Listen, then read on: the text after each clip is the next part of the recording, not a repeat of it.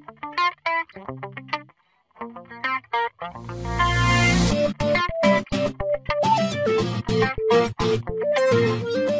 folks and folkettes, this is your host Napalm Dawn coming at you over here from G4G on YouTube. And today we've got some, apparently the apocalypse is happening outside. Just kidding. Today we have some good news and we have some unfortunate news. So this game that you're going to be seeing me playing here in the background is Marvel Heroes, which has been around for some time. And this is one of my news characters in the game that I picked up, which is Carnage. And if he looks a little bit different, that is because he is in his Carnage spider costume. So, what is the good news and what is the bad news? Well, we're going to do the good news first because the bad news is kind of suspenseful. So, the good news is is that we will get that out of the way first.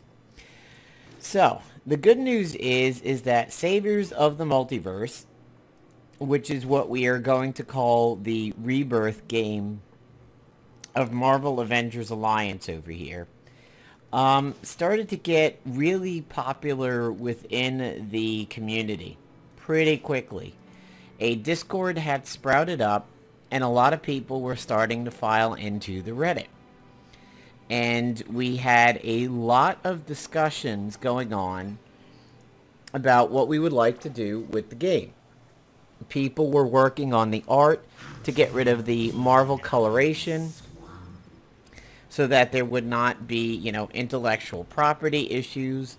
People were beginning to write the spec ops and the chapters and everything. Things were going pretty well. And over on Reddit, there were some channels, over on Discord, there were some channels popping up. One was for the spec ops and the seasons. Another was kind of an idea channel. There was a translation channel that had started for people who could rework the game into other languages other than English. I think Portuguese may have been represented for Brazil. I don't really recall, as I was not in the translation channel, obviously, because the game is being done in my native language.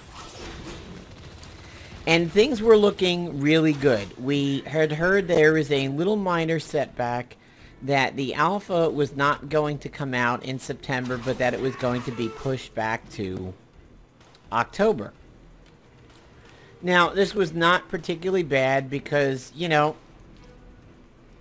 shit happens when it comes to games and apps. And I mean, look at Duke Nukem Forever. I mean, Duke Nukem Forever was literally forever. It was considered vaporware at some point. So for one guy working on such a monumental undertaking, a couple weeks was not that bad. Now, obviously, as fans, we're disappointed, but you always have to temper that kind of stuff with what happens when it comes to dev and app creation. I mean, and this goes back to when I was just barely into the double digits. I was an Ultima fan. I fell in love with Ultima 2, the Sierra version, and then Ultima 3 was pretty much the first game that I was able to successfully load on my Commodore 64. And I was really into Ultima 4, and I would just go to the electronics boutique week in, week out, waiting for the next Ultima or waiting for the next Bard's Tale. And sometimes I would order it through the mail. I keep checking the mail. We've all been there. Like, we all are in suspense every November and December that we wake up on Christmas Day and somehow have something that turns us into the Nintendo 64 kids with excitement. So honestly, a few weeks is really not that bad of a thing. especially when the guy came up from the underground and, you know, surfaced and talked to us about it. One of the major problems is that for poor Gaming Life, he did not surface very often. He was not majorly in touch with the community that he was building a game for, so anytime he stuck his head above the subways, to use what we're looking at right over here, he was basically swarmed in reality. And everybody had a ton of questions, and people wanted to help, and people wanted to, you know, potentially donate, even though he was never asking for money. People were like, you know, can you get a Patreon or something? Can we, like, talk to you? Can we send you stuff? And then he would disappear again for a while. There was the admittance that he had been using his neighbor's Wi-Fi, and that the neighbor had changed the password. So perhaps there was a little bit of a money issue there, or, you know, something. Obviously, internet was in the area if the neighbor had it, but that is a little bit of a sign that potentially this was not the best of situations for the dev. Well, as good as the news was, when everybody started filing into the Discord and people were offering help, and, you know, the SO ideas and the chapter ideas were coming out by the dozens, because, I mean, like we said, the potential of this game is limitless. There are a few people that like to quote me on that, and that is because in reality it really is. I mean, we have the Marvel Universe at our the MCU at our disposal. We have the X-Men universe at our disposal. If we wanted to put Silver Surfer in the game, we could. If we wanted to put Namor in the game, we could. If we wanted to switch the Worthy back to their originals, or the Four Horsemen of the Apocalypse, make it, you know, if we wanted to do movie costumes, if we wanted to do short-run I mean, anything we could do was possible as long as there were people who could work the code. And eventually Gaming Life would come out and say that the code was in C++. I even happened to tap my own girlfriend, who is both a coder and an artist, and say, hey, maybe this is something like resume building. If you get in with this guy and you know, do some sprite artwork over here, or you do some coding work, maybe there is a way of claiming that on a resume, like second lead dev of Saviors in the Multiverse or something like that. She's had game coding before in her history, with Unity and several other game scripting engines.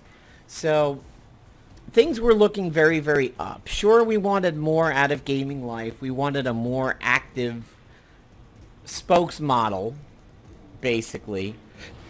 But, you know, that's unusual. I've never seen that locked before. There was only so much that we could do and hope for, especially with somebody with limited internet. Well, then, unfortunately, things took a turn for the severe worst, and this is where the bad news comes in.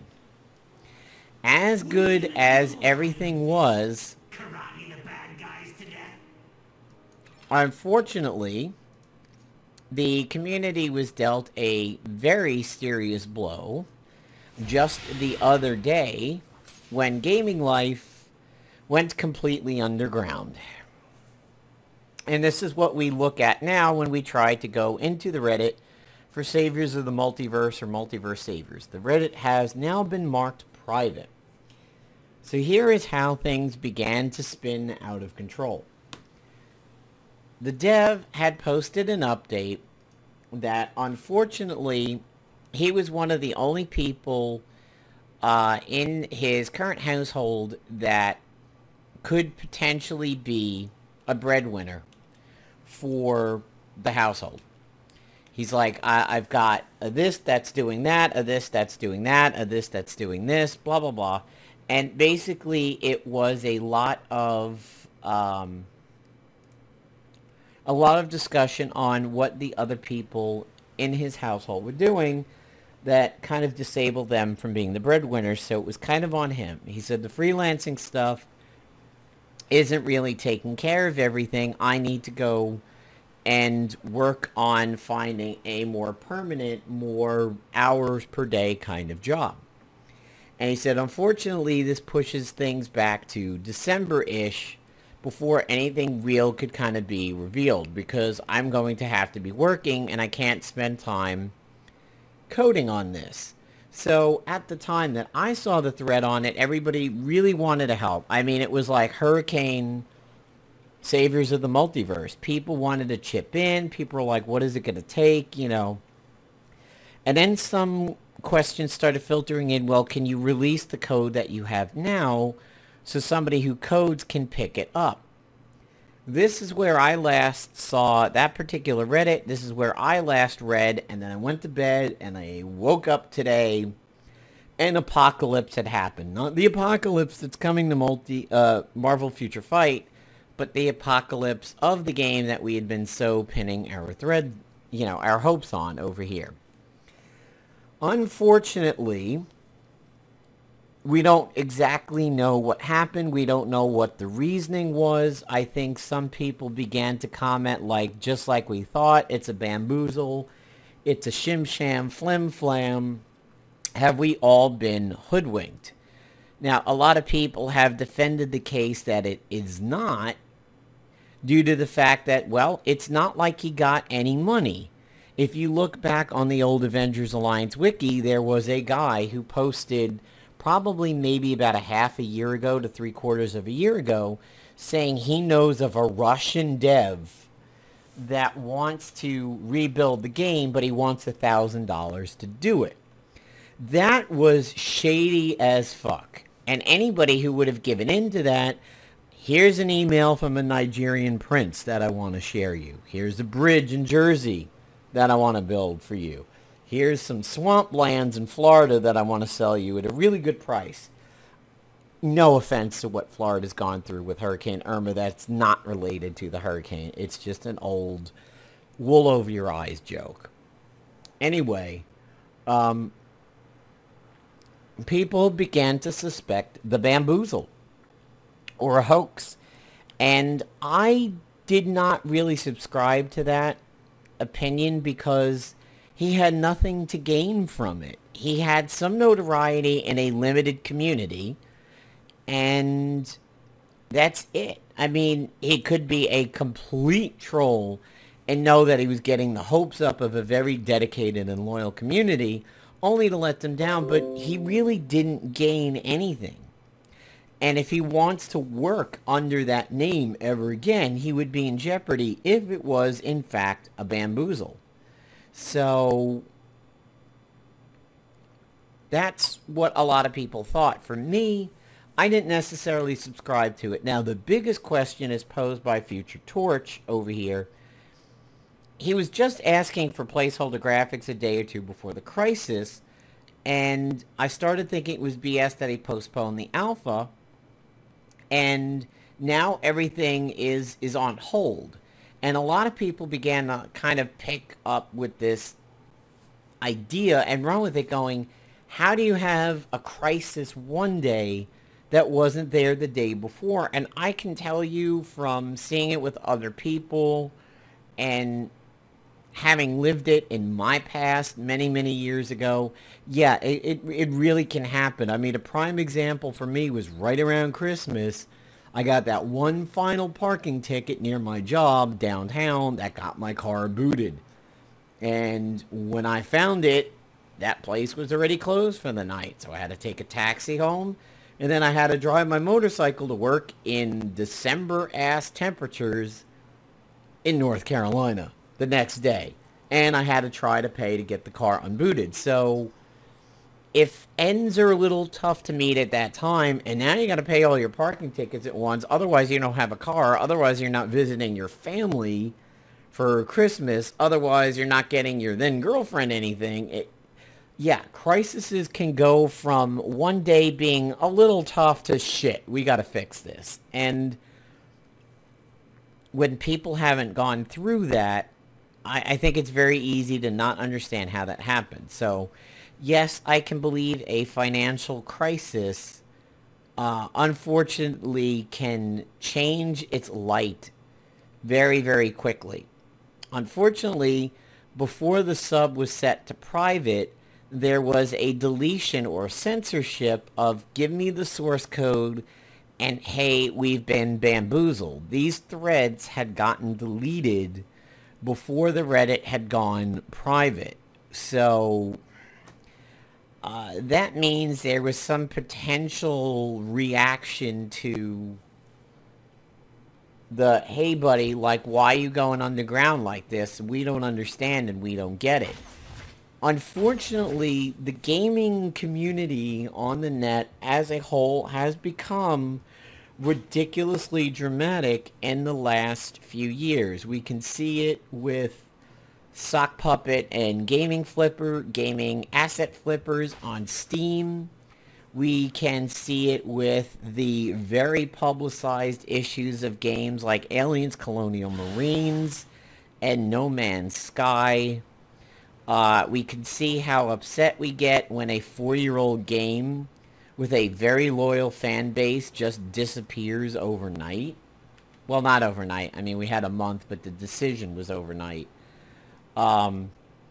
We can see how glorious games do very well. We can see very divided games like the new Shadows of Mordor. After it was revealed that there was going to be a in-game store for that game, people began to flee from that game. And now we have PewDiePie dropping the N-word on one of his streams, and the creators of Firewatch filing a DMCA takedown on PewDiePie's Firewatch videos because they want to break the association with somebody who said that. The PewDiePie fan club has now popped out and gone after Firewatch on Steam, literally firebombing the most recent reviews with really, really bad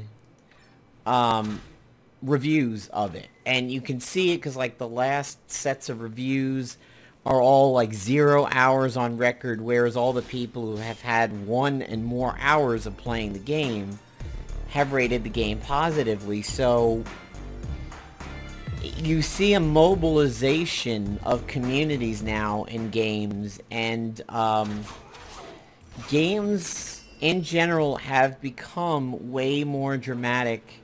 Wow, everything is closed off. I guess I have to do the prologue.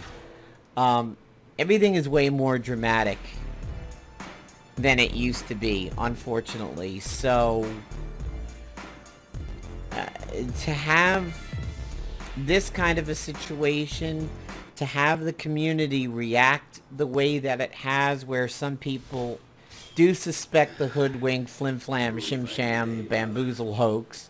Some people, of course, stick up for gaming life and have said, you know, these things do happen, and there is a more cooler set of heads prevailing saying, hey, let's just wait, let's see what happens. And the Discord has not gone anywhere, nor would I want the Discord to be censored in the fact that we should be able to talk about our opinions on it, whether it be good, bad, or chilled and relaxed on it. I mean, there are people who can feel that we have been hoodwinked, and that's absolutely fine. You're certainly entitled to it. And the people who want to defend Gaming Life's decisions on this are also very much in the right. And I'm of the cooler heads will prevail camp. I want to give it time. In Marvel Avengers Alliance history, we all waited one Christmas to open up our Doom lock boxes. I think I fucking stayed up until like 3 o'clock in the morning, 4 o'clock in the morning to see if those things would open up. Because I had so many of them built up. I wanted my Dr. Doom.